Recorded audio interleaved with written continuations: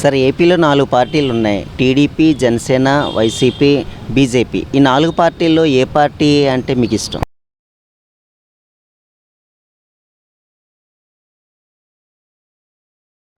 ఏ party అంటే ఏది చెప్పలేమన్నా. TDP వస్తే అది చేస్తారని చెప్పి, జనసేన వస్తే అది చేస్తారని చెప్పి, వైసీపీ చేస్తారని ఏదిని కూడా నమ్మలేం.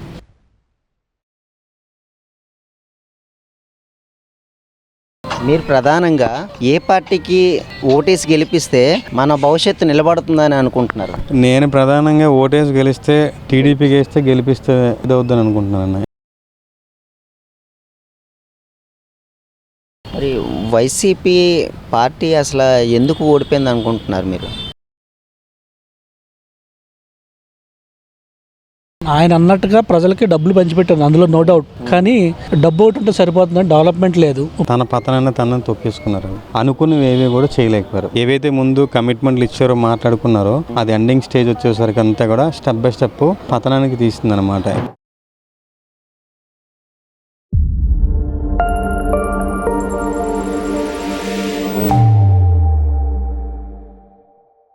Welcome to think Andhra. నేను మీ వెంకట్. ఆంధ్రప్రదేశ్లో ఉండేటువంటి 4 పార్టీలు టీడీపీ, జనసేన, వైసీపీ, బీజేపీ. ఈ 4 పార్టీల్లో ఏ పార్టీ అంటే ఇష్టం ప్రజలకి అడిగి తెలుసుకునే ప్రయత్నం చేద్దాం. పార్టీలో ఉండేటువంటి సమస్యలు కానీ, ఆ సమస్యల పట్ల పరిష్కరించే ప్రభుత్వాల యొక్క పనితీరు కానీ ఏ రకంగా ఉన్నాయో ప్రజలను అడిగి తెలుసుకునే ప్రయత్నం చేద్దాం రండి. TDP, Janasena, YCP, BJP. ఈ 4 పార్టీల్లో మీకు ఏ పార్టీ అంటే ఇష్టం? ఏ పార్టీ అంటే ఏది చెప్పలేమన్నా. ప్రతి ఒక్క పార్టీ మీద ప్రతి ఒక్క అవగాహన ఉంది. టీడీపీ వస్తే అది చేస్తారని చెప్పి, జనసేన వస్తే అది చేస్తారని చెప్పి, వైసీపీ చేస్తారని ఏదిని కూడా నమ్మలేం. ఏది వచ్చిందంటే అది నమ్ముకొని వెళ్ళిపోవడం తప్ప ఇంకేమీ లేదు. వాళ్ళు ఇది చేస్తారని కాదు, చేసినవే చేస్తున్నారు. చాలా చోట్ల రోడ్లు బాగలేదు, వేసిన రోడ్లు వేస్తున్నారు కానీ ఏదైనా కన్నలను రోడ్లు కప్పలేకపోతున్నారు. ప్రాబ్లం పడే వేళ పడుతున్నారు తప్పించి కానీ మిగతా వాళ్ళు ఎదుగుతున్నారు. అట్టడికి ప్రాంతం ఉన్న వాళ్ళు మాత్రం అలాగే ఉండిపోతున్నారు. ఏ ప్రభుత్వమైనా ఇప్పుడు వాళ్ళు చేశారు వీళ్ళు చేశారు ఎవరిని ఏమన్నారు. టీడీపీ వస్తే టీడీపీకి సంబంధించిన వాళ్ళకి సంబంధించిన నాయకులు వాళ్ళ తరపున వాళ్ళు బాగుపడుతున్నారు. వైసీపీ అలాగే ఉన్నారు. అంటే ఇది ప్రభుత్వం ఇలా చేసిందని లేదు. అంటే ఎవరు తగ్గట్టు వాళ్ళు వెళ్తున్నారు అంతే. మిగతా వాళ్ళు ఉన్న వాళ్ళందరూ కూడా ఇబ్బందులు పడుతున్నారు కానీ అది ఎవరు తెలుసుకోలేకపోతున్నారు. ప్రధానంగా ఒక పార్టీ అనేది ఒక ఉద్దేశం ఉంటుంది, ఏ పార్టీకి ఓటేస్తే బాగుంటుంది అనేది. మీకు ఏమనిపించింది? ఏ పార్టీకి ఓటేస్తే బాగుంటుంది అనుకుంటున్నారు? ఏ పార్టీకి ఓటేస్తే బాగుంటుంది అనుకుంటే ఆ క్షణంకి మనకి ఏదైతే ఉందో ఆ పార్టీకి వేయాలనిపించింది అంతే. ఇప్పుడు వైసీపీ వచ్చింది మొన్నటి వరకు. లాస్ట్ ఇయర్ వైసీపీ అంత ఉంది. చాలా విధాలుగా ఇబ్బంది పడ్డారు, నిరుద్యోగులు ఇబ్బంది పడ్డారు, చాలా మంది ప్రాబ్లం ఫేస్ చేశారు. వాళ్ళందరూ అగెనిస్ట్కి వెళ్ళారు. ఇప్పుడు టీడీపీ వచ్చింది, మన తెలుగుదేశం వచ్చింది. తెలుగుదేశం వచ్చి బాగుపడద్దు అన్ని చేశారు. వైజాగ్లో నిరుద్యోగతనాలు చాలా మంది అన్నారు. మేము చదువుకొని చేసుకుని నిరుద్యోగతను ఉన్నాం. ఈ రోజు వరకు ఒక ఎంప్లాయ్మెంట్ లేదు, ఒక జాబ్ తీసింది లేదు, ఏమీ లేదు. ఇబ్బంది పడుతున్నాం. పోనీ ఏ గవర్నమెంట్ ఆదుకుంటారు, ఏ గవర్నమెంట్ అయినా చేస్తారని చూసుకుంటే వాళ్ళొచ్చి వీళ్ళొచ్చి చేస్తారు కానీ ఎవరు చేయట్లేదు. అలాగే టీడీపీ చాలా వరకు చేసింది అన్ని రంగాలు. అలాగే వైసీపీ చేయలేదని వైసీపీ కూడా బాగానే చేసింది. బట్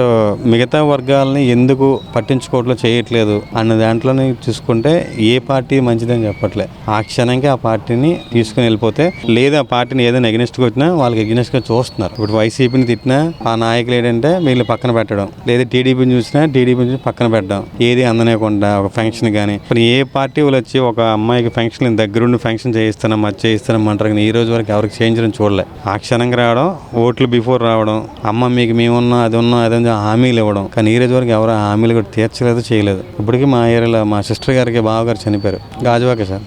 చుట్టుపక్కల అందరూ ఉన్నారు. ఇప్పటికీ ఆవిడకి ఫంక్షన్ జనవరిలో 1 year అయిపోయింది. ఇప్పటికి ఫంక్షన్ రాలే. 2 ఆడపిల్లలతో బతుకుతుంది. ఒక్కరు పట్టించుకోవట్లే. ఏదైనా సచివాలయంకి వెళ్ళండి అమ్మా, వచ్చేయండి అమ్మా. సచివాలయం కూడా ఎలాగుందంటే రెక్లెస్గా పనిచేస్తున్నారు, రెక్లెస్గా ఉంటున్నారు. ఒకప్పుడు సచివాలయంకి వెళ్ళి అన్ని పెట్టుకుంటే అప్లై చేసుకుంటే వెంటనే వచ్చేది. ఒక ఫంక్షన్ ఆవిడకి 2 పిల్లలు పెట్టి ఆడపిల్లలు పెట్టి బతకడానికి చేయడానికి కూడా ఎంత చేయలేదు. అది తేమ్మ ఇది తేమ్మ అన్నీ ఉన్నా కూడా ఏదో కూడా తెమ్మని చెప్తున్నారు. ఒక రేషన్ కార్డు లేదు తనకి, రేషన్ కార్డులో తీయలేకపోతున్నారు ఒక వేరే దీంట్లో నుంచి. మరి ఇంకా పిల్లలతో ఎలా బతుకుతారు సార్ ఒక ఆడపిల్ల? ఏ ప్రభుత్వానికి వెళ్ళి అడగాలి? వైసీపీ వస్తే వైసీపీని అడగాలి, టీడీపీ వస్తే టీడీపీకి వెళ్ళాలి. ఇంకెవరిని పలకి వెళ్తే బెటర్. ఇలా ఏ ప్రభుత్వం వచ్చినా అంతే. మానవులది అయితే సమాన హక్కు వెళ్తుంది తప్పించి కానీ నాయకులది అయితే ఇలా ఉందో చేస్తాం దగ్గర. వాళ్ళ చెంతకి ఏదైనా చేరితేనే అది మనకి రీచ్ అవుతుంది. వాళ్ళ చెంతకి చేరకపోతే ఏది రీచ్ అవ్వట్లేదు, ఇబ్బంది పడ్డం తప్ప అయితే చచ్చిపోవడం ఏదో ఒకటి చూసేయడం సూసైడ్ చేసుకోవడం తప్ప ఇంకేయట్లేదు. మీరు ప్రధానంగా ఏ పార్టీకి ఓటేసి గెలిపిస్తే మన భవిష్యత్తు నిలబడుతుందని అనుకుంటున్నారు? నేను ప్రధానంగా ఓటేసి గెలిస్తే టీడీపీకి గెలిపిస్తే ఓటేస్తే ఇదవుద్దని అనుకుంటున్నాను. ఎందుకంటే మొన్నటి వరకు టీడీపీలో ఏంటంటే చంద్రబాబు నాయుడు అందరూ చేశారున్నారు. ఇప్పుడు ఏంటంటే పవన్ కళ్యాణ్ రావడం, జనసేన రావడం, కొద్దిగా ఇది అవడంతో కుర్రోళ్ళంతా ఒక లెవెల్ వెళ్ళి ఏదైనా ఉన్న సమస్యని క్లియరెన్స్ ఇచ్చేసుకొని 1 by 1 స్టెప్ బై స్టెప్ చేసుకుని వస్తున్నారు.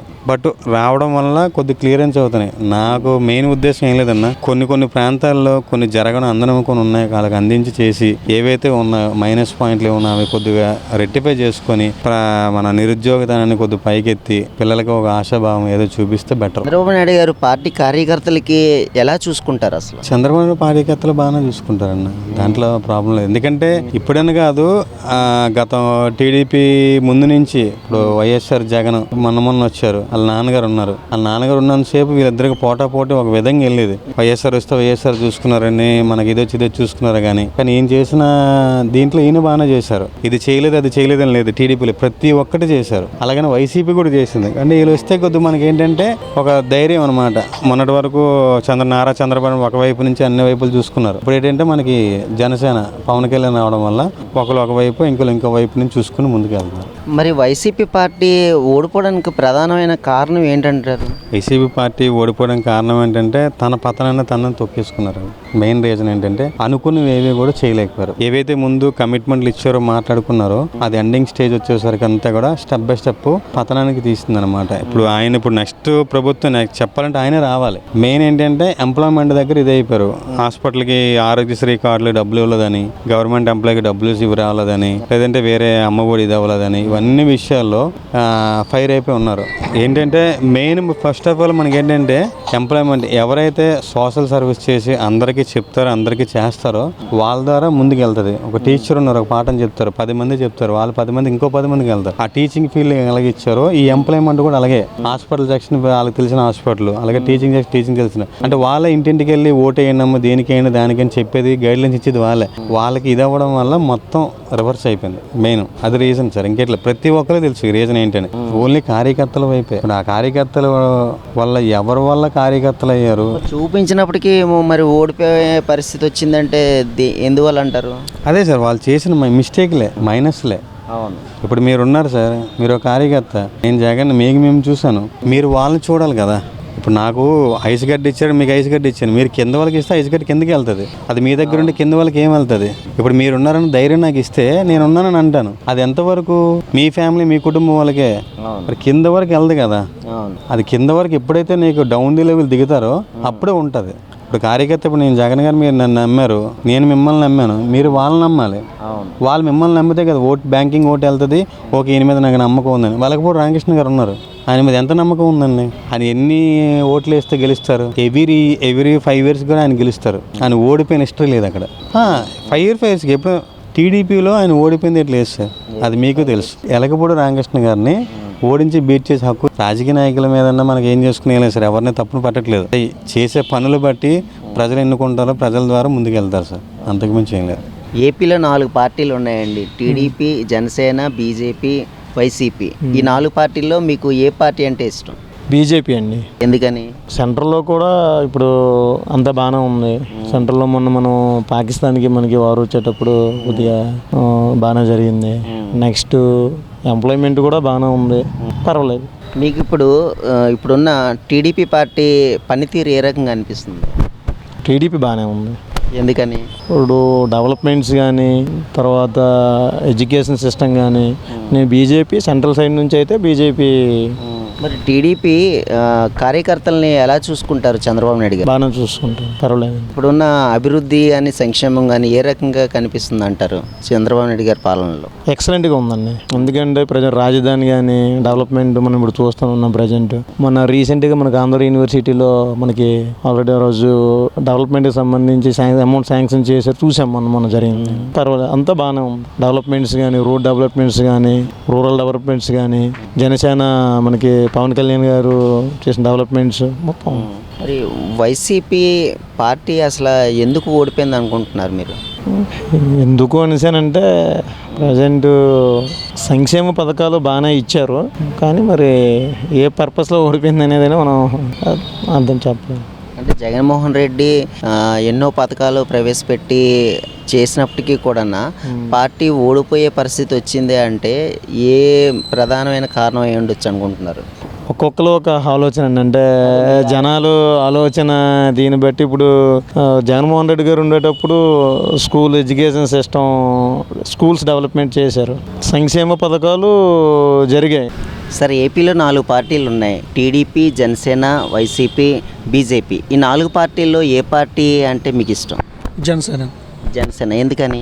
పవన్ కళ్యాణ్ అంటే ఒక వైట్ పేపర్, ఆయన మీద ఎటువంటి రిమార్క్స్ ఎటువంటి లేవు.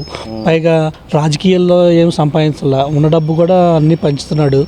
సినిమా ఫీల్డ్లో తీసుకొచ్చి ఆయన సొంత డబ్బు ఖర్చు పెట్టి మొన్న అయితే చూడండి ఏరియాలో చెప్పులు పంచి పెడతామంటే చాలా మందికి బోర్లు వేయించి ఇప్పుడు కాదు కదా, ఉద్దానం తీసుకొచ్చింది కూడా ఆయన ఇష్యూ. ఇటువంటి చాలా చేస్తున్నాడు. అంటే ఇప్పుడు ప్రజెంట్ యువతకి ఏంటంటే ఆయన ఒక రోల్ మోడల్. ప్రజెంట్ ఏంటంటే ఇంతకుముందు యూత్ వేరు, ఇప్పుడు యూత్ వేరు. ఇప్పుడు యూత్ వేరు చాలా జెన్యున్గా ఉండాలనుకునేది ఉంటున్నారు. దాని రోల్ మోడల్ అనేది డెఫినెట్గా పవన్ కళ్యాణ్ గారు. ఆయన ఆదర్శంగా తీసుకుని ఇప్పుడు ఈ కూటమి ప్రభుత్వం ఏర్పడింది, మోడీ గారు కూడా ఫుల్ సపోర్ట్ చేస్తున్నారు. దాంతో ఏంటంటే డెవలప్మెంట్ బాగా జరుగుతుంది. ఇంతకుముందు గవర్నమెంట్ చూడండి, సపోజ్ ఈ పార్కే చూడండి, 14th ఫైనాన్స్ కమిషన్ అని 15th ఫైనాన్స్ కమిషన్ అని వస్తాయి. అవన్నీ ఏమన్నది ఆయన జగన్మోహన్ రెడ్డి మాట ఇచ్చారు, ప్రజలకి సంక్షేమ పథకాలు అందిస్తా ఉన్నారు, కానీ అది డబ్బు రూపంలోనే వెళ్ళిపోయింది. అది కొంతమందికి వెళ్ళింది, కానీ దానికి జరిగిన నష్టం ఏంటి, మిగతా వాళ్ళు కూడా ట్యాక్స్లు కట్టి పే చేయాల్సి వచ్చింది. దాని వల్ల డెవలప్మెంట్లు ఆగిపోయినాయి. 5 సంవత్సరాలు ఎటువంటి డెవలప్మెంట్ కూడా లేదు. ఇటువంటి అన్ని చూశారు. ఏదంటే మనుషులు డబ్బులు ఇచ్చేస్తే ఓట్లు వేసేస్తారని చూశారు, తీసుకున్నారు డబ్బులు, ఓట్లు వేయలేదు కానీ. మరి వైసీపీ పార్టీకి ప్రధానంగా జగన్మోహన్ రెడ్డి గారిని ఓడిపోయే పరిస్థితి తీసుకొచ్చింది అంటే ఏమని చెప్తారు? ఆ పార్టీలో ఉన్న కొంతమంది నాయకులను వాళ్ళు మాట్లాడే విధానం మాట్లాడలేదు. అలా లోకల్గా చిన్న చిన్న ఇష్యూస్ జరిగినాయి, ఈ కేసులు పెట్టేదాకా వెళ్ళి లోపల వేయడం మెయిన్ కారణం ఇదే. బూతులు పెట్టడం ఇదే మెయిన్ కారణం. కొంతమంది ఉన్నారు 4-5 పేర్లు, వాళ్ళ వలన చాలా జగన్మోహన్ రెడ్డికి చాలా పెద్ద నష్టమే జరిగిందండి.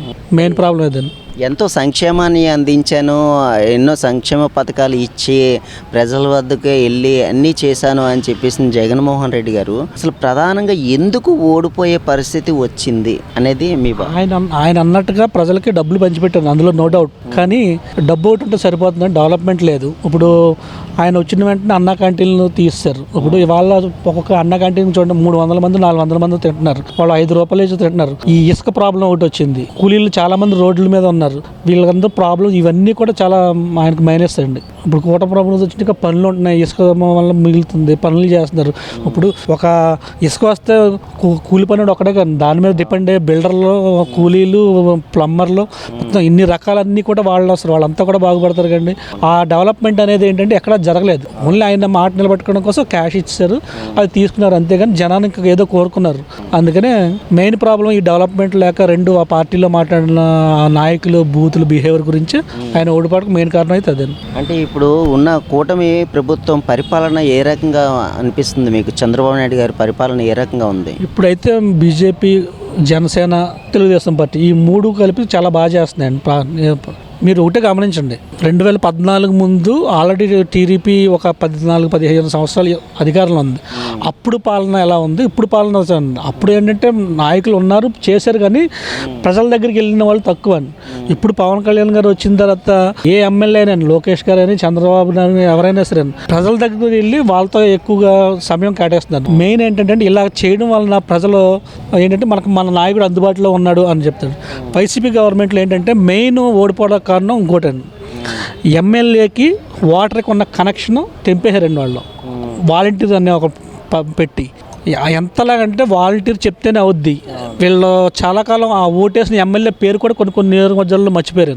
అదేంటి ఆ గ్యాప్ రాకూడదండి. ఎందుకంటే ఇప్పుడు నాకు ఏమైనా కావాలనుకోండి, మా తల్లిదండ్రులను అడుగుతా, ఇంకేమైనా కావాలితే మా ఊరు ప్రెసిడెంట్ని అడిగితే, చైర్మన్ అడిగితే, వీళ్ళని అడిగితే, ఎమ్మెల్యేని అడగాలి. అది ఉండాలి. ఆ రిలేషన్ లేకపోతే కష్టం అండి. అంతే మధ్యలో ఎవరో వచ్చి ఒక వాలంటీర్ 50 ఏళ్ళు ఇచ్చారని అతనే చేసేస్తా అంటే కుదరదండి. రిలేషన్ అనేది వాళ్ళు కట్ చేస్తున్నారు కాబట్టి ఆ దూరం పెరిగిందండి వాళ్ళకి. మరి చంద్రబాబు నాయుడు గారు కానీ, పవన్ కళ్యాణ్ గారు కానీ కార్యకర్తలకి చూసుకునే విధానం ఏ రకంగా అనిపిస్తుంది ఇప్పుడున్న పరిస్థితి? బాగుంది, ప్రస్తుతానికి ఎక్కడ వ్యతిరేకత లేదు. కానీ ఏంటంటే ఇప్పుడు కూటమి వచ్చి సంవత్సరం అవుతుందండి దగ్గర. ఇంకా ఏంటంటే కింద స్థాయి నాయకులకి వాళ్ళ భరోసా సపోర్ట్ ఇప్పుడంటే క్రియాశీలక సభ్యత్వాలని ఇవన్నీ చేసి ఇటువంటివన్నీ కార్యక్రమాలు చేస్తున్నారు.